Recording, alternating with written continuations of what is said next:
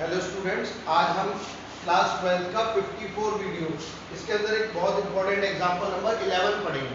ठीक है, क्या कह रहा है, n के किन मानों के लिए फलन fx ये जो है बिंदु x बराबर 0 पर अवकलनीय है, डिफरेंशिएबल है, x इज इक्वल टू 0 पर फंक्शन, और अपन को n की वैल्यू फाइंड आउट करनी है।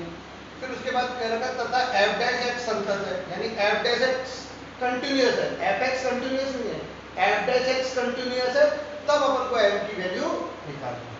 पहली बात समझ में।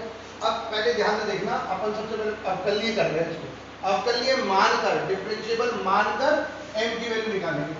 तो पहले अपन RHD निकालते हैं, right hand derivative, r f dash किस पे निकाल रहे हैं, 0 पर, f डैश 0 प्लस 0, ये तो संकेत हो गए, लिमिट h टेंड्स टू तो क्या होगा 0, f 0 plus h minus f0 upon h।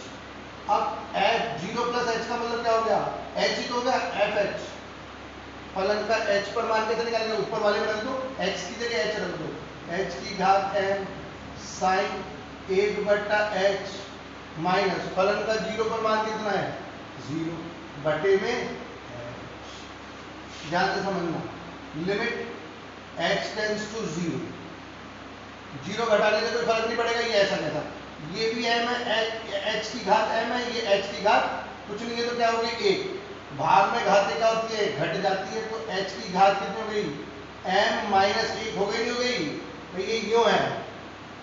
अब बटे में घातें घट जाती नहीं है अपॉन में, ये ऊपर जाके घट गई तो माइनस 1 और साइन 1 बटा h, ठीक है 0 था, ठीक है ना। अब आप समझो, आपने लिमिट h की जगह 0 रख दिया, तो 0 की घात m माइनस 1। अब साइन के अंदर जब आप 1 बटा 0 आएगा, यानी कोई भी मान आप इसमें रखोगे h का, तो क्या आएगा, साइन का मान क्या आएगा, माइनस 1 से 1 के मध्य कोई भी वास्तविक मान, ठीक है, एनी रियल वैल्यू बिटवीन -1 से 1। अब आप ध्यान से समझना, अपन को m की वैल्यू निकाले। अब अगर ये m देखना 0 की घात कुछ भी हो तो क्या हो जाता है 0, और 0 से गुणा होकर क्या आ जाएगा 0। लेकिन बेटा ये m क्या है, इस पर निर्भर करता है कि ये 0 आएगा या नहीं आएगा। आप ध्यान से सुनना, 0 की घात अगर मान लो इस पूरे का मान क्या आ जाए 0 आ जाए, यानी m की जगह अगर आपने क्या रख दिया बेटा 1 रख दिया, तभी तो 0 आएगा, आएगा नहीं आएगा।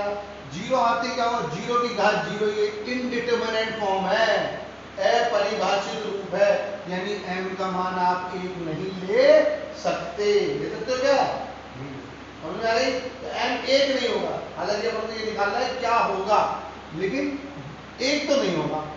अब मैं मान लो 1 से छोटा रख के देखता हूं, मैंने m की जगह -1 रख के देखा, क्या आएगा, 0 की घात -1 माइनस 0 की घात -2, माइनस माइनस प्लस होगा, घात माइनस हो उसको प्लस बनाने के लिए क्या हो जाता है रेसिप्रोकल, व्युत्क्रम हो जाता है, नीचे आएगा, ये प्लस होती है, प्लस बनाने के लिए नीचे आ जाए।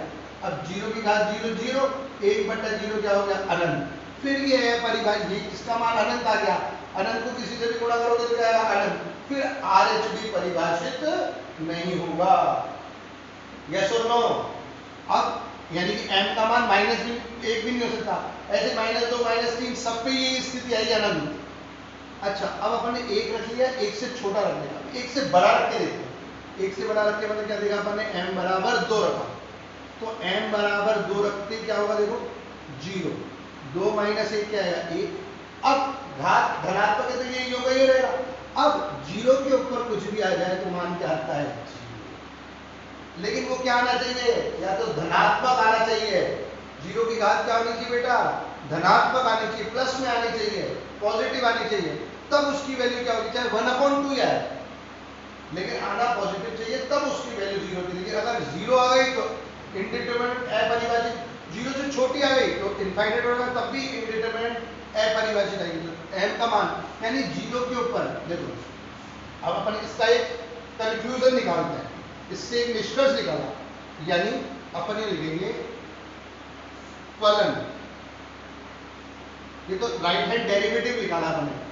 फलन एफ एक्स बिंदु x बराबर 0 पर अवकलनीय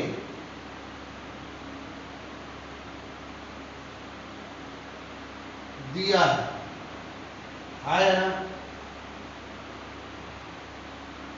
given that function f(x) is differentiable at x is equal to 0। अब डिफरेंशिएबल है x is equal to 0, इसलिए RHD का अस्तित्व होगा। Therefore right hand derivative is exist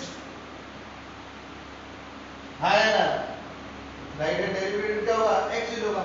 अब समीकरण एक से RHD का अस्तित्व होगा यदि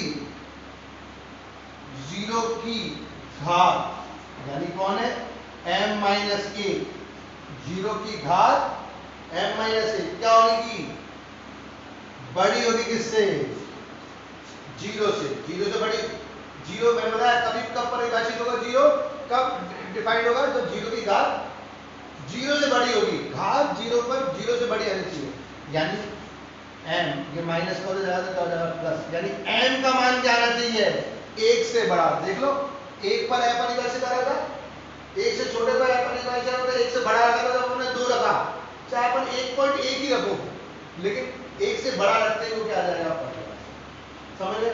इसी की तरह से from equation first RHD is exist when power of 0 कौन सी है, m minus 1 is greater than 0, 0 से बड़ी होनी चाहिए। 0 से बड़ी हो गई m minus 1, ये माइनस हो जाएगा तो m किससे बड़ा हो जाएगा, 1 से बड़ा हो जाएगा। ये आ गया m का मान। ऐसे ही अपन को लेफ्ट हैंड डेरिवेटिव के लिए भी करके दिखाना है।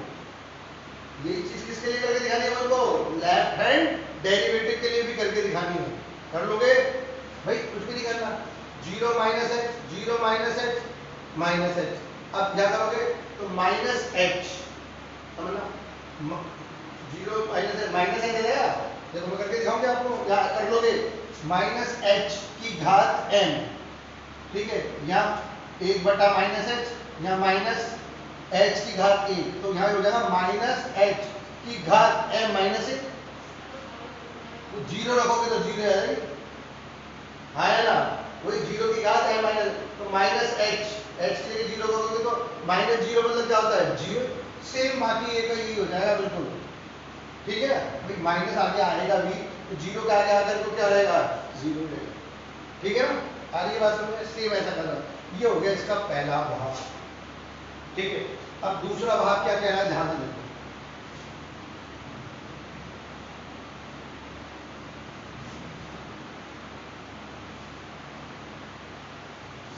उसने कहा है कि f डैश x संतत है, ठीक है, तो पहले f डैश x को निकालो। fx क्या करती होगा, x की घात m sin 1 बटा x, ध्यान देना, f डैश x मतलब इसका अपन को अवकलन करना पड़ेगा, डिफरेंशिएशन करना पड़ेगा। तो डिफरेंशिएशन में दो फलन है, ये पहला और ये क्या होगा, दूसरा। याद है मैंने सिखाया था u इंटू v वाला तरीका, u गुणा v वाला, पहले का कर लो। तो x की पावर m का अवकलन क्या होता है, m उतार लो, x की घात m माइनस 1, तो x की घात m माइनस 1, ठीक है। और ये ऐसा क्या है, ऐसा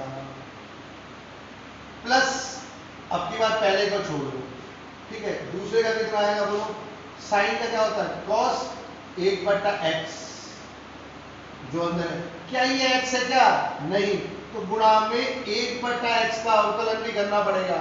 अब 1 बटा x का डिफरेंशिएशन अवकलन कैसे करते हैं, याद होगा, ये ऊपर ले गए तो माइनस 1 होगी, अब ये x की पावर n की जगह होगा घात वाली घात में n माइनस 1, ये कितना हो गया माइनस 1 की घात माइनस 2, ये नीचे आ जाएगा तो माइनस 1 बटा एक्स स्क्वायर। यानी समझ रहे मेरी बात, ये फलन के अंदर फलन है तो साइन का कर लिया कॉस जो कुछ भी है, क्या जो कुछ भी होगा एक्स का नहीं, तो 1 बटा एक्स का गुणा में अवकलन किया तो कितना आ रहा है माइनस 1 बटा एक्स। ध्यान से समझेंगे बात को, n x की घात n माइनस 1 साइन 1 बटा एक्स। देखो प्लस माइनस माइनस, ये x नीचे ही हो, यहाँ मान लो एक्स स्क्वायर चाहे वहां लिख लो, ये ऊपर जाएगी घटेगी तो क्या आ जाएगा एक्स की का m माइनस 2 और cos 1 बटा m, ये है f डैश x। अब इस फलन को मैंने z मान लिया, zx मान लिया भाई, मेरे को इस f डैश x को इसको कंटिन्यूअस इसको संतत करना है। संतत करना है तो left hand limit right hand limit दोनों का अस्तित्व होना चाहिए। इसने कहा कि f डैश x संतत है कंटिन्यूअस है तो अपन को m का मान निकालना है, तो मैंने पहले इसको z को ही फलन मान लिया। अब मैं राइट हैंड लिमिट निकालूंगा क्योंकि संतत करना है कंटिन्यूअस करना है तो लिमिट निकालनी पड़ेगी। राइट हैंड लिमिट कैसे निकलती है, लिमिट लिमिट किस पे निकालनी है 0 पर, x टेंड्स टू 0 प्लस फलन क्या आएगा ये पूरा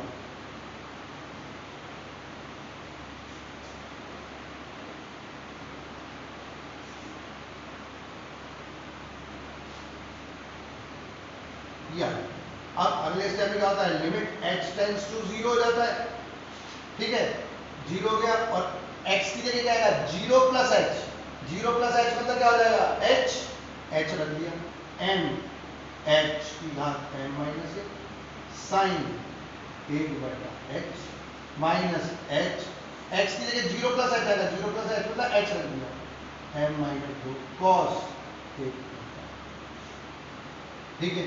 अब आप x की जगह 0 रखो m 0 की घात माइनस 1 साइन, साइन का मान क्या आता है कुछ भी रख दो माइनस 1 से 1 के मध्य, कोई भी वास्तविक मान, ठीक है एनी वैल्यू बिटवीन माइनस 1 से माइनस, यहाँ पे भी h की जगह 0 की घात वही cos का मान भी वही आता है माइनस 1 से 1 के मध्य एनी वैल्यू बिटवीन, ध्यान से देखना ये आई राइट हैंड है, वही फलन फलन f(x) बिंदु x बराबर 0 पर संतत है, संतत दिया है